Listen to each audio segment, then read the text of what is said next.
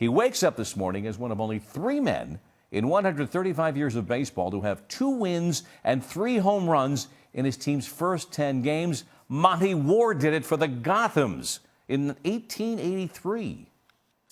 And I wonder what his tobacco card is going for. But that is not why I invited Keith Olbermann to join me here today. Even if you know, please tell me, what's Monty going for? A nice 1887 Monty Ward is worth about $40,000. All right, good enough. Shohei Ohtani's worth a little bit more, even though for 3 years, and we'll talk about this, is playing for the minimum. This is astonishing what we're seeing, and he's not from Hannibal, Missouri, and he's not out to defeat the Senators. But what impresses you the most? And we assume he still has his soul intact. What impresses you the most here? Yeah. It's unprecedented, even counting Babe Ruth, Bob. That's what impresses me the most, because Babe Ruth was transitioning in 1918 and 1919 from an everyday or every fourth day pitcher to an everyday player, and it went kind of back and forth because the Red Sox weren't sure how to use him, and it was a very controversial move in 1918. So to compare him to Ruth is fine statistically on a season-to-season basis, but for sustainability, if he is able to do this or anything like it, or even just hit 275 and win 14 games for the Angels, we haven't really seen anything like this in baseball since pitchers pitched from 50 feet and they had just legalized the overhand pitch. There was a guy named Guy Hecker in 1886 who won 26, 27 games for Louisville and won the batting championship as a platoon first baseman. So they call him the Japanese Babe Ruth, but Babe Ruth, that's insufficient for a comparison. You know, and I mentioned Tim Kuhn, who has an outstanding piece in the next edition of ESPN, the magazine. He talked to a Major League International scouting director for a franchise, and this director said, "I'm not saying this lightly. He has the stuff to be the best pitcher in baseball history." And I know men have gone bankrupt and destitute predicting greatness among pitchers because of the fragility of the human shoulder. But he said this, and we're not disabused of this notion yet. Well, here was the concern in spring training, where it looked like he was not having enough time to concentrate and prepare both physically and mentally for the pitching appearances. I'm beginning to think that was a deke on the part of Ohtani and the Angels to make all of us look bad by saying, no, this is, once again, you can't, nothing against him, but you can't have a two-way player.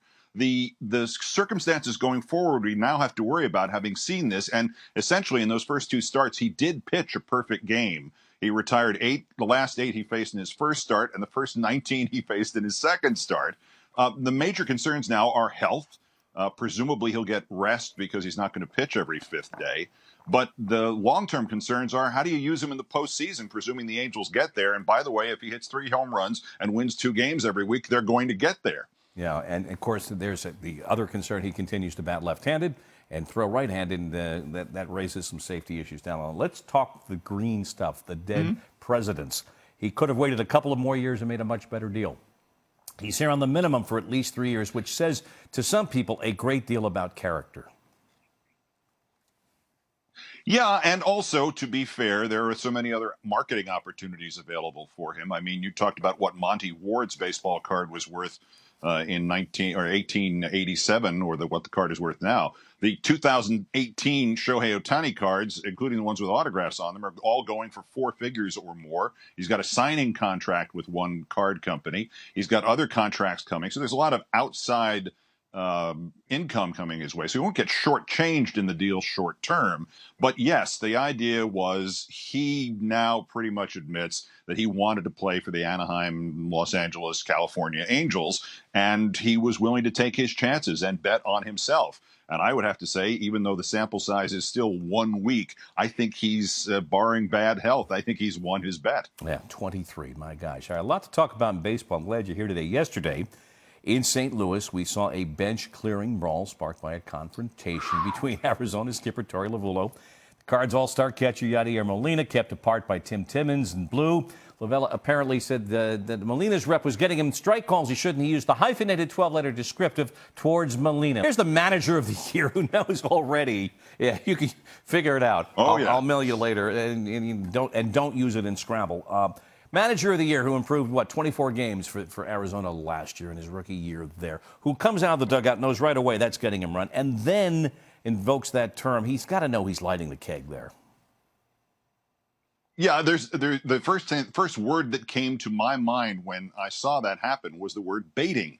I think he was trying to get Molina off his game in whatever way was necessary, including being on the wrong end of a punch if it was going to be something like that. If you get Yadier Molina out of a game, the whole point of Lovullo's complaint was that his framing of pitches is so well respected that he does steal strikes and causes an umpire's strike zone to change and become very elastic. And if you could get him out of the game, why wouldn't you do so? I mean, it's kind of an extreme measure, and I don't think Molina's calmed down yet, and I don't think he should have.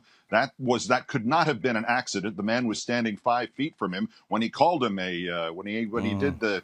When he asked about his mother. Along. Yeah, exactly. And what was the greater offense, the word or the pants, the trousers on the Diamondbacks uniform? All right, let's move on to another topic, and it's Trevor Bauer. Lost a 1-0 game on Saturday, 8 innings, 3 hits, and then he teed off afterwards on that strict between innings clock, which can limit warm-up pitches. So he calls it BS. This is the guy, of course, who had a little problem with a drone, who in the offseason threw a 3-ounce baseball, 117 miles an hour at a radar gun. But he's saying someone's going to get hurt here. Well, it's possible that somebody's going to get hurt here. On the other hand, those the time between half innings in baseball used to be 90 seconds. I don't think there's a serious concern for it unless you're Trevor Bauer, who is, to his credit, is always there for an interview and is always going to say something you don't expect him to do. But I don't know how seriously I'm going to take somebody fearing injury when he warms up by running full force towards the mound, then jumps up on top of it and throws a pitch. He may not be the one who gets injured. It's possible that other pitchers are going to get injured, but so far as we've seen, the umpires have been a bit flexible on the subject, particularly of pitchers coming in and not getting enough warm-ups. And we saw last night in the Mets game two back-to-back intentional walks with 2 flicks of that finger.